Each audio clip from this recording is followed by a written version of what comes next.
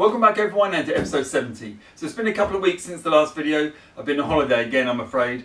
And actually my flight's cancelled, so stuck in another country. But we're back now and it's finally Radiator Day. I'm super excited to do this one. This radiator arrived about probably 2 months ago. It's been sat in a box. You see it every now and then sort of being moved around the garage. And today it's finally coming out.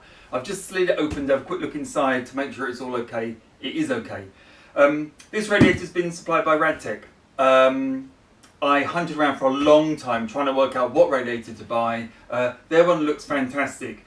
So what I thought I'd do is get their one here, get my original radiator out. We're going to do a side-by-side comparison, have a look how it compares, how the fittings are, and then we'll actually fit it. And finally I want to end up with it full of water and the whole system leak checked, whatever you call it. If we can get that far, that's maybe more than a week's worth of work, but let's try and see how we get on. So let's see, I've slit the box open. First opening. Okay, it's bubble wrapped. It looks secure. I'll very delicately try and open this up. To check we're stable. Now I'll put it on top of the engine. I think we'll just slid it and have a look inside.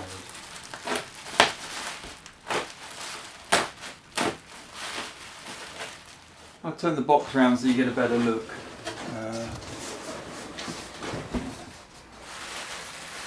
Inside, nicely bubble wrapped, pretty secure. I just want to check there's no damage before I lift it out. All looks good. Very nice material. Let's see if we can. I think I might actually just slip down the side to save China. Oh, actually, I can pull it apart there. Let's get the knife again. I think I'll do the same on the other side. And there's no sort of pulling it, snagging it on anything. I'll just lift it straight out. There we go. Perfect. That is one tasty looking radiator. Okay, so I've got the two radiators out. Old one, new one on the bench. I must just say first that Radtec have been fantastic helping me with this. I was really worried and concerned about if I got the right radiator. Does it have the integrated oil coolers? Will it fit in my car? Which always seems to be between the years. But they've answered all my questions. I'm very happy that this is the right radiator. And on top of that, Radtec have very kindly agreed to give us 10% off to all of my viewers. They provided a discount code which I'll put down below in the description along with the link. Click on the link, go have a look at the radiators. From what I've seen, they're fantastic. We'll see how we fit it and I'll report back at the end of the video, so stay tuned for that. But so far, so good. So big thank you to Radtec for that. So just doing some basic sort of width and height measurements first. And I'm not going to get hyper scientific on this one. We're going to do it quite straightforward. So the original radiator measures 77.7. I would put that at. So let's just measure up the new one. And I can tell you now, it's exactly the same because my finger where I've marked it is exactly the same. So it's exactly the same width, which is a good sign because there's not a lot of play on the car. Let's have a look at the height.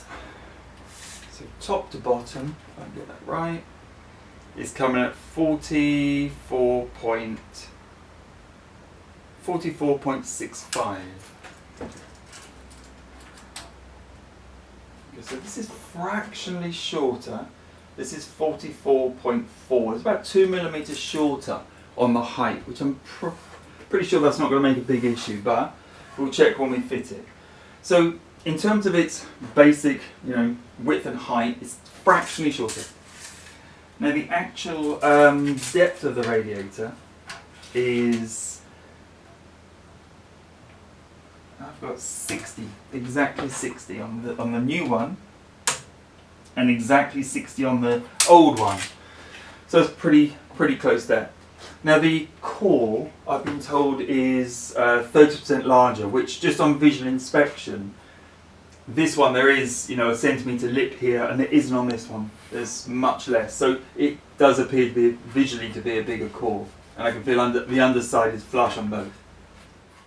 So next I'm going to take the fittings out one by one. I just transfer them across loosely. I actually want to clean the fittings up, so I'm not going to put them in very tight, if I can get them out at all.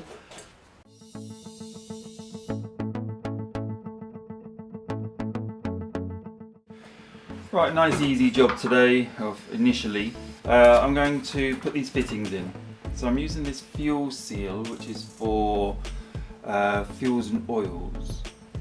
And I don't know whether it's actually necessary, but I'm going to put a very thin wiping around the thread. Just because it's better if it seals nicely and it saves me doing it again. And not the end of the world if it does leak, I can always get at it, but I may as well put a bit on there.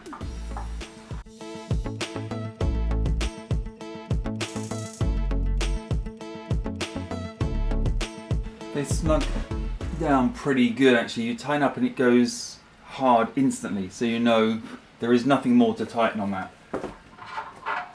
Right, last two. Okay, so I think we're ready to put the radiator in the car. I've moved the fittings across. I've measured it and compared it to the original one. It's very, very, very close, so I'm really impressed with it actually. It's the finish on it looks fantastic. I've been around all the welds and everything. They're really super neat. So I'm really chuffed with that. So let's get it in the car and see how it fits. Now, you know me, I don't like to over prepare for anything, so I'm literally just going to put it in. I think I've got it round the right way. I think I've moved all the bits out of the way that I need to.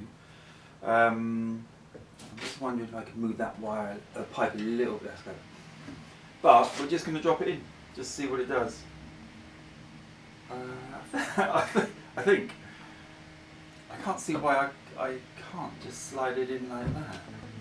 I'm just negotiating the bonnet tool.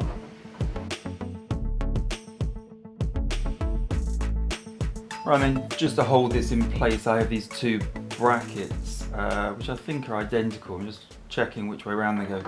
They slot in there, fit into the top of the radiator, like that. And I just need to push a bolt in, get some new bolts, so it looks really neat. There's one other side for those. I've just had to rewind a second and take the radiator back out because I realised that I've not put these two resistors in here, or balance resistors I think they are. They go on the sidewall here, and I need to work out how they connect back up. I've got a photo on my phone of how mine were, so I'm going to quickly just get them in position and then see if I can work out the connections from the photo.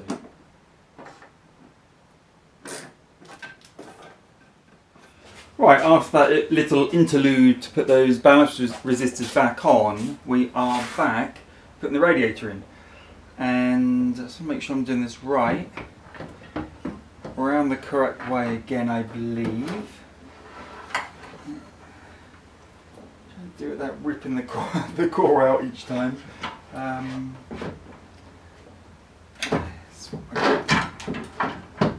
think we're pretty much down again. There's the oil pipe just blocking it a little bit. We're in. Right. Okay, so we're back in where we were before I realised that these ballast resistors need to go in.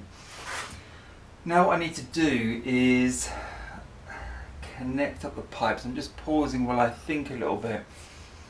Most of it all seems to line up pretty good. Yeah, I think we're okay. I won't connect the tops yet. You know, these mounting brackets. I'll offer up all of the pipes and make sure they're looking correct. I'm not sure you get a good view, but what I'm looking at is the oil pipe down there. Goes on so easily. I've just sort of plopped that into its fitting. I'm going to get it sort of a couple of turns on so I know that it's lined up at least approximately right. So on the other side it's a little bit more straightforward. there's, if I can get my arm down there, there's really no no variation of where to place things. Apart from the oil pump seems a bit short. Maybe it will just pull the radiator in towards it.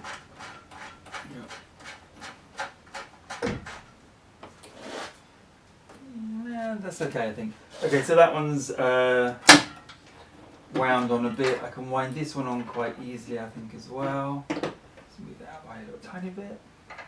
I can't help but wonder what goes on that pipe. I think that's I don't know. We'll find out, I guess. This one winds on there, and not too tight. This must be, I think, the transmission cooler, this side. Right, so they're on relatively loosely, but they're on. And then we just put this boy on here. I'm going to have to undo that clip.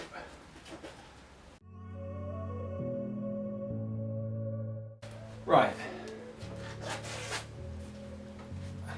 Again, I'm not going to do anything up just yet, because I'm pretty sure I forgot something. I must have forgotten something. But that's looking pretty good like that. I still need to resolve this side and make sure what I'm doing there. So just like the passenger side where I forgot those ballast resistors, I think it'd be easier if I pop this in with this pipe off. So I'm going to quickly whip this one back off, put this boy back in there, connect it up, and then we'll put this pipe back on. And it's a similar story at the front of the engine as well, I'm afraid. It's probably a little bit premature putting the radiator in, but not to worry now.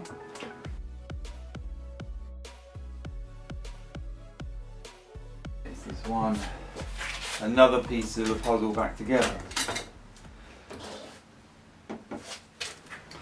Right, while we're sort of putting the bits back in here, with the radiator half in, I'd call it, I found this pipe, which is one of the mystery pipes that I just realised goes in here.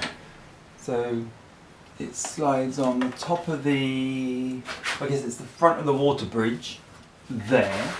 It comes across to this pipe that I had no idea what this pipe does. It's the metal Y pipe. I don't know what it's called properly, but it splits into a Y like that down at the other end. It goes off to the header tank and the internal HVAC. So it goes on here. Now this was a little corroded back then. What I've done is I've cleared off all of the corrosion, and then I've heated up so it's cherry red and dipped it in oil, hoping that gives it some form of protection. But only time will tell. They're very hard to get hold of, those pipes. I would have just got hold of another one. Or the alternative is to actually create one from something like copper. But at the moment mine's going to hold out, I hope. So let's just connect this up. This is the original pipe as well, which actually very, I don't know if you can tell from the pictures, very flexible. Still no problem, no hardening up or anything at the moment, so that's really good.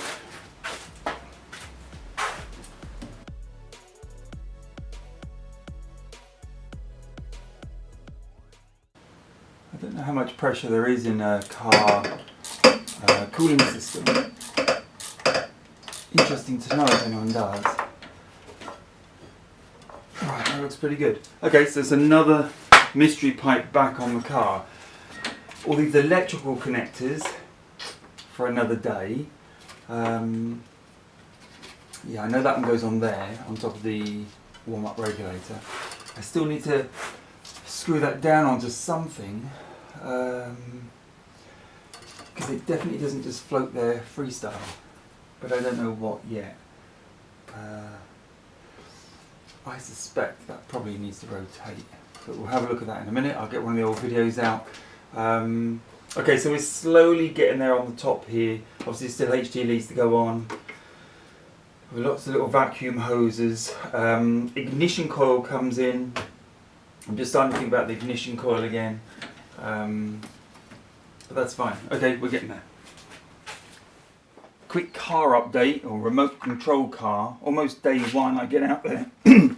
It's very quick, it goes about 50 miles an hour, and it's smashed into a basketball hoop stand and shattered this side of the suspension. So back onto the drawing board, trying to rebuild it. It's actually sort of broken through this, I guess it's like a lower suspension arm. I'm hoping I can sort of bodge it back together. I'll order a new one of these, but anyway. What we're really doing is the radiator thermostat, which is over here, awaiting cleanup. So all we're doing at the moment is, or all I am doing, is just cleaning it up. Because it's got a load of gunk around it. I thought I'd put it in the vise, just try and get that gunk off. Actually, that gunk turned out to be a washer, doesn't it? Okay, so I've got a washer to replace. And that's all it was actually, now I look at it. Otherwise that looks pretty okay. You do a bit of a wire brush. Let's get that. I don't know, a lime scale or some form of sealant. I'll put my sealant in when it goes back in. Yeah, threads look okay, I think. I'm trying to get a good look. Yeah, okay, it looks okay to me. I won't clean up any more on the outside. I mean, it's all covered up, so it doesn't make a massive difference. Just for you guys on camera. So it looks like it's new. I think it's fine. Okay, I might bend that terminal straight a little tiny bit. This is where it snaps, of course. Hold your breath. No, we're good. Alright, so, I mean, that can go back on the car. I need to just check what sort of washer this was. It was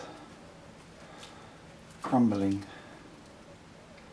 It's a little copper washer. I've probably got a load of these, so let's have a look in my collection of parts.